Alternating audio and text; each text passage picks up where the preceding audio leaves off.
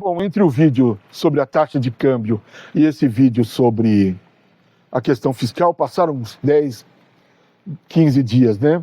E foi bom, sabe por que foi bom? Porque caiu o câmbio, caiu para 5,90. Porque resolveu o problema fiscal do Brasil? Não, não resolveu, né? Não resolveu, não. E é isso que nós vamos tratar nesse vídeo. Eu sou Sérgio Cerqueira e esse é o canal Conhecimento Gera Valor.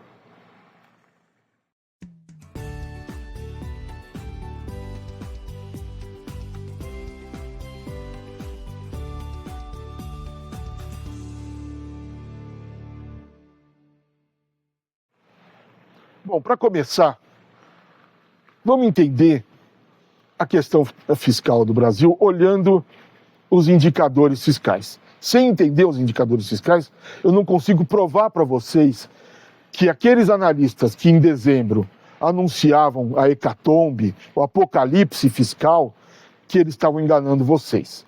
E é este o objetivo desse vídeo. Ensinar vocês a olhar os dados fiscais e não ser enganado por esse bando de pilantra que inunda a internet e os relatórios de bancos.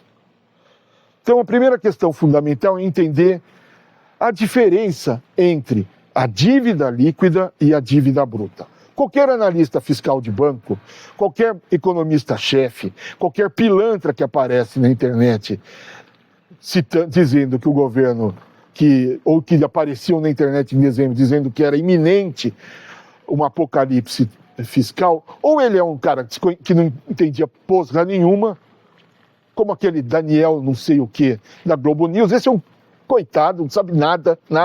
Vocês podem ver que se a temperatura começar a aumentar no Brasil, ele fala que o problema é fiscal, não sabe nada de nada, um zero à esquerda esse rapaz. Bom, passando pelo zero à esquerda, vamos falar de quem entende um pouco de economia e que passou dezembro falando sobre dívida pública. Todos eles citavam que tinha havido um aumento muito grande da dívida pública brasileira. Mas eu pergunto, por qual indicador? E eles usam a dívida bruta. Então vamos entender a diferença entre dívida bruta e dívida líquida. Vamos pensar num sujeito que tinha uma aplicação financeira e que de repente ficou desempregado e começou a acumular dívidas. Ele não abre mão da aplicação financeira porque ele considera que aquele é uma reserva que ele pode usar no caso de emergência e ele, portanto, prefere manter uma aplicação financeira mesmo acumulando dívida. Desde logo, fique claro que a dívida vai crescer provavelmente muito mais rápido do que a aplicação financeira. Primeiro, porque os juros pagos por aplicações financeiras são menores do que os juros de dívida. Segundo, que enquanto ele estiver utilizando o cheque especial para cobrir despesas do seu orçamento doméstico, a dívida vai crescer. Portanto, a dívida brasileira cresce tanto por conta dos juros pagos, que são mais altos do que os juros recebidos, quanto, sim, pelo superávit primário, ou seja, as despesas primárias do governo, as despesas que não incluem os juros, serem maiores do que as receitas. Então, isto faz com que a dívida bruta, a dívida total do governo, cresça mais do que a tal dívida líquida. Mas qual a diferença entre um e outro? A diferença está em que, enquanto na dívida bruta você considera o total da dívida da dívida líquida você desconta os créditos que o governo tem em relação a entidades não governamentais. Então, desconta o que ele tem a receber, por exemplo, do BNDES, e desconta principalmente, porque são 350 bilhões de dólares, você desconta o que o governo federal, que o Tesouro Nacional tem aplicado em dólares no exterior, as reservas internacionais. Portanto, você desconsiderar a dívida líquida é mais uma pilantragem de uns sacanas que querem enganar você.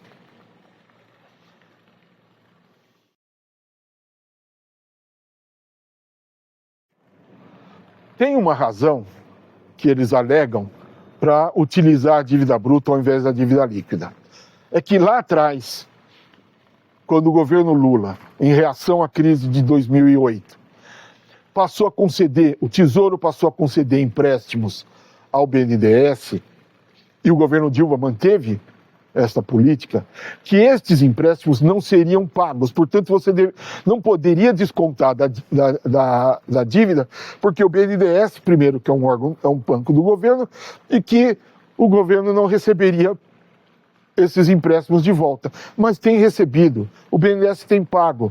Logo, este argumento é mais uma falácia na boca dos analistas de bancos e analistas sem qualificação que inundam a internet e os relatórios de bancos. Então, é falso este argumento.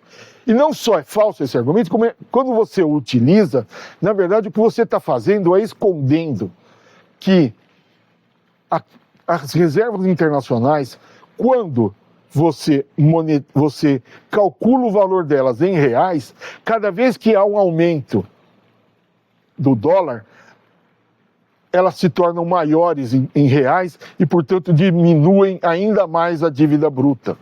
E, portanto, tornam a dívida líquida cada vez menor. Portanto, toda vez que se anuncia ou que se vive algum tipo de crise fiscal, ou de crise cambial, desculpa, e o dólar sobe, na verdade a dívida líquida está sendo beneficiada. Por quê? Porque o Tesouro tem recursos no exterior, em dólares. E é como nos diagramas que eu mostrei agora há pouco, como aquela parcela que era aplicação financeira cresce mais do que a sua dívida. Por quê? Porque a sua dívida é em reais e a sua aplicação financeira é em dólares.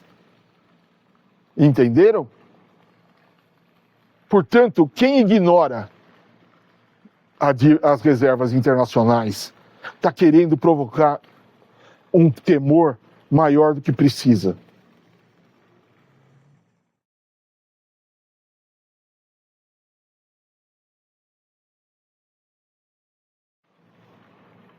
O outro indicador importante para se entender é o resultado primário. Qual a importância do resultado primário? Ele é muito importante porque os recursos, se o país arrecada mais do que gasta, descontando os juros, tem condições para, pelo menos, amortizar uma parte da dívida e, portanto, diminuir o valor da dívida. Em tese, os investidores reagem positivamente. Portanto, se o país tem superávit primário, eles aceitam uma taxa de juros menor, portanto, a conta de juros também fica menor. E sabe como a gente sabe disso? Porque durante todo o governo Lula 1, Lula 2 e Dilma 1, foi isso que aconteceu. O governo brasileiro acumulou superávites primários e amortizou a dívida pública. Portanto, quando alguém fala que o governo Lula ou os governos do PT não têm responsabilidade fiscal, quem não tem responsabilidade é quem fala. Porque, como eu estou mostrando neste gráfico, desde 2001, ainda governo Fernando Henrique, e passando por todo o governo Lula 1, Lula 2 e Dilma 1, houve responsabilidade fiscal. E se não houve responsabilidade fiscal, foi no governo Dilma. Ah, mas era um governo do PT? Sim, era um governo do PT. Mas qualquer analista decente e honesto sabe muito bem que ela significou uma ruptura na lógica de administração do PT. Sabe por quê? Porque os governos do PT sempre foram responsáveis em termos fiscais. Desde a primeira prefeitura importante que o PT conquistou, que foi a prefeitura de Luiz Erundina, que herdou uma situação fiscal caótica do Paulo Maluf, um dos próceres da direita brasileira, e arrumou a casa. Foi assim também na gestão da Marta Suplicy. Foi assim no governo federal, nas duas primeiras gestões do Lula e na primeira gestão da Dilma. E está sendo assim agora. Mas não se resolve um problema fiscal de maneira tão rápida. Mas aí vem falar de novo, né, da Argentina, né? Porque o Milei conseguiu resolver. Como eu disse em outro vídeo, é muito mais fácil você resolver um problema fiscal quando você tem hiperinflação, por incrível que pareça, do que quando você tem inflação baixa. Sabe por quê? Porque o orçamento é em termos nominais. E, portanto, basta você não reajustar os termos do orçamento, que no final você está gastando uma fração muito pequena do que você aprovou em termos reais um ano atrás.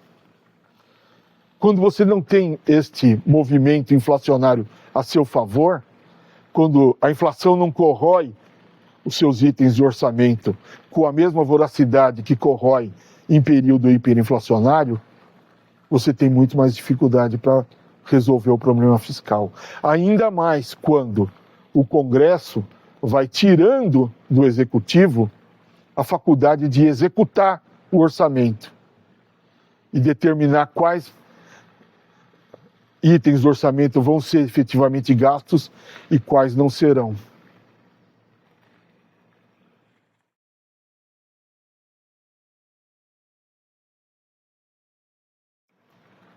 Enfim, não há um apocalipse fiscal. Qualquer um que fale que existe a possibilidade de default da dívida pública, esse é um pilantra. Ele está querendo te enganar, ele está querendo pegar o seu dinheiro. E o que aconteceu em dezembro é prova disso. Quanta gente mudou suas posições nos seus ativos financeiros, buscando proteção contra a desvalorização cambial, ou contra um possível default da dívida pública, quando nada disso tinha possibilidade de ocorrer no curto prazo.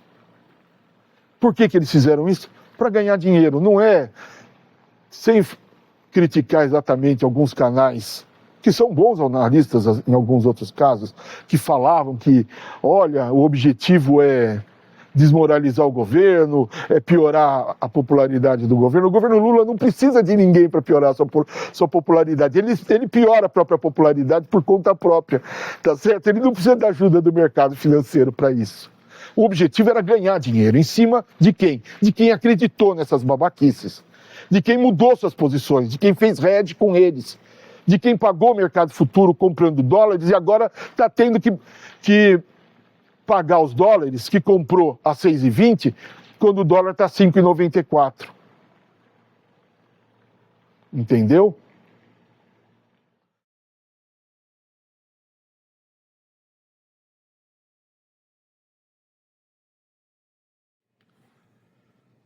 Bom, o UOL fez um levantamento da porcentagem de acertos do Boletim Focus, aquele que o Banco Central publica com as previsões dos bancos, das corretoras e das principais empresas de consultoria, de janeiro de 2024, e foi verificar quantas delas estavam certas ao final de 2024. 95%. Certas? Não, 95% erradas. Os bancos erraram 95% das suas previsões relacionadas a juros, a crescimento do PIB, a déficit primário, a taxa de câmbio. 95% de erro. Agora, um monte de gente ainda continua acreditando. Acreditaram no apocalipse fiscal. O golpe está aí, cai quem quer.